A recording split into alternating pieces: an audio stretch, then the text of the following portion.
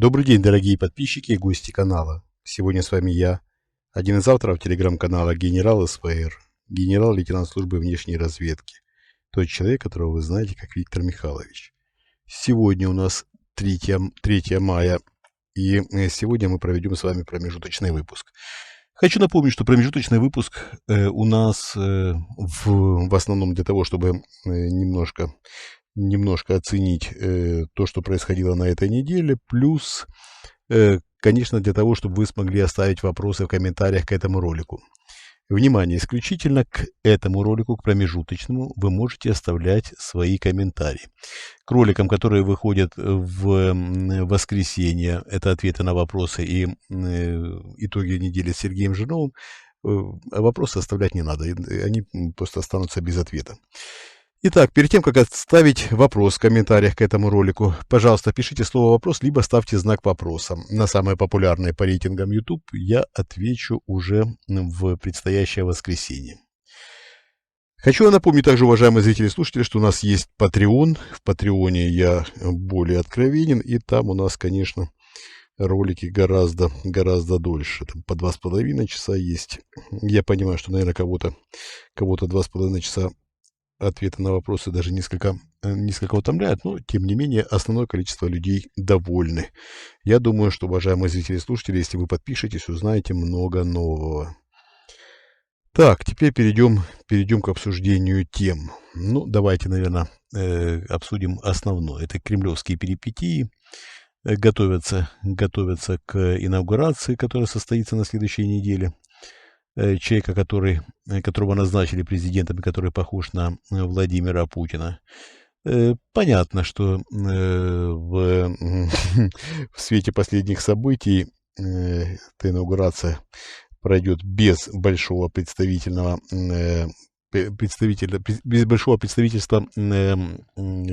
глав государств.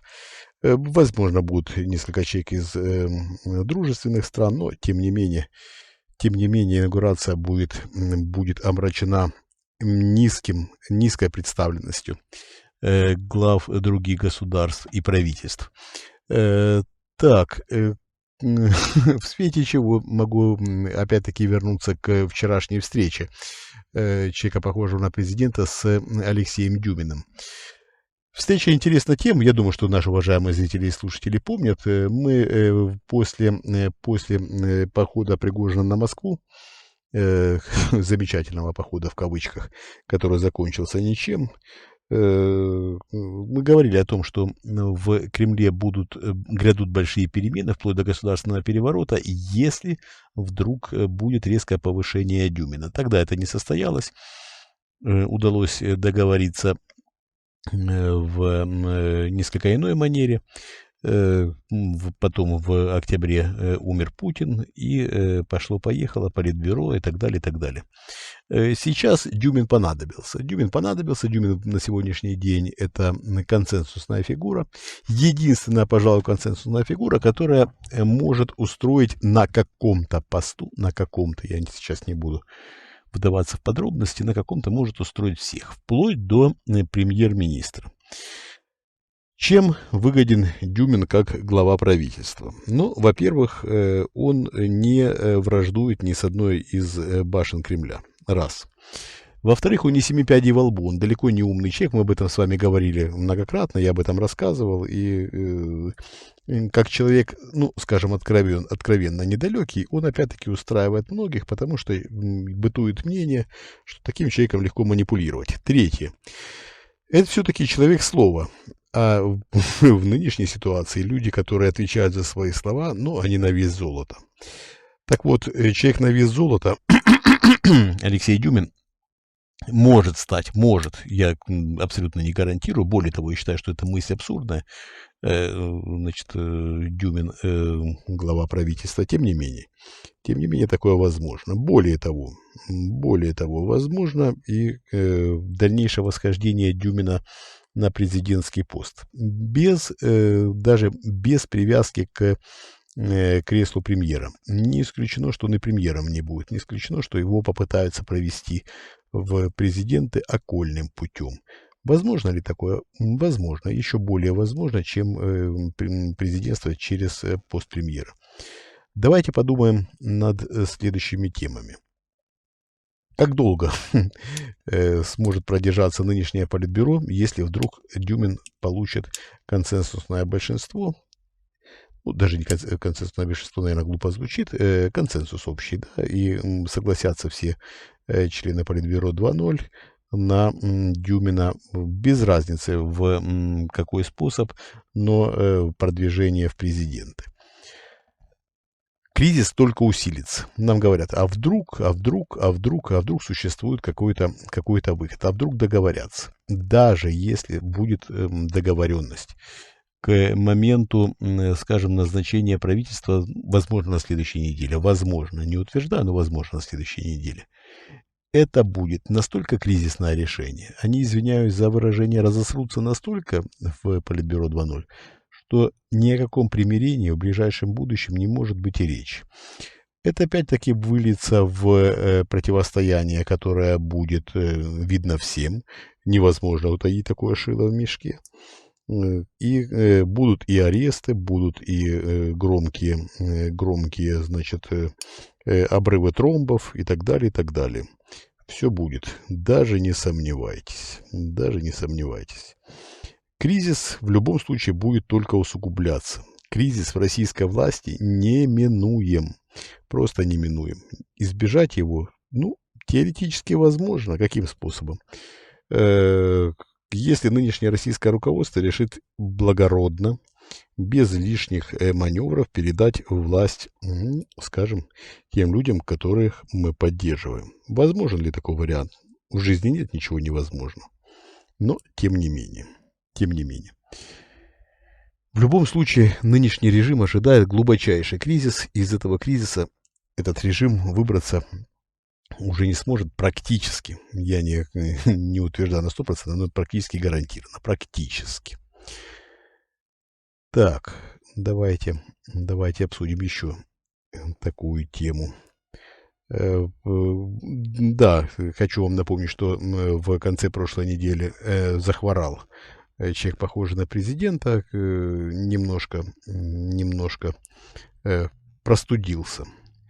ОРВИ у него, ничего уже, чувствует себя более-менее. Об этом тоже стоит упомянуть, потому что в последнее время, опять-таки, я предлагаю внимательно следить за тем, что происходит в Кремле. В частности, что происходит с человеком, похожим на Владимира Путина. Это очень важная часть, очень важная, поверьте. И отсутствие на протяжении 5 дней в информационном пространстве тоже важное событие. На это стоит обращать внимание. Готовится двойник к визиту в Китай. Визит, как считают в российском руководстве, состоится в любую погоду при любых условиях. Мы уже говорили о том, что настаивает китайское руководство на том, чтобы оставили Мишустина. Мишустин понравился Си Цзиньпиню. Обращаю ваше внимание, уважаемые зрители и слушатели, сегодня, в пятницу, Чемизов встречался с Мишустиным. Чемизов играет интересную игру. Я же и говорил вам о том, что он человек хитрый, коварный. Чемизов делает некий такой пас в сторону Мишустина, на что нет никакого сомнения, обратят внимание китайские товарищи. Вот сейчас Чемизов встретился с Мишустиным, дескать, он совершенно не против Мишустина власти. Более того, он с ним встречается, обсуждает даже какие-то вещи, встречается открыто, обсуждает закрыто, но тем не менее. Тем не менее, посыл к китайским товарищам понять. То, что Чемизов может быть категорически против Мишустина, это китайские товарищи должны догадываться сами, ну, либо не догадываться. А может, он действительно не против, может, он действительно за Мишустина руками и ногами и даже, наверное, настаивает на том, чтобы Мишустин остался во главе правительства. Возможен ли такой вариант? Ну, тоже возможен. Для нас с вами интересен любой поворот событий, который является нетривиальным. И если Мишустин останется у власти условной, понятно, что реальной власти у него нет, но тем не менее, если он останется во главе правительства, Это будет цирк, знаете, как это старое выражение некоторых таких, скажем так, с некоторым налетом жаргона. Цирк с конями. Это будет такой цирк с конями, вы себе представить не можете.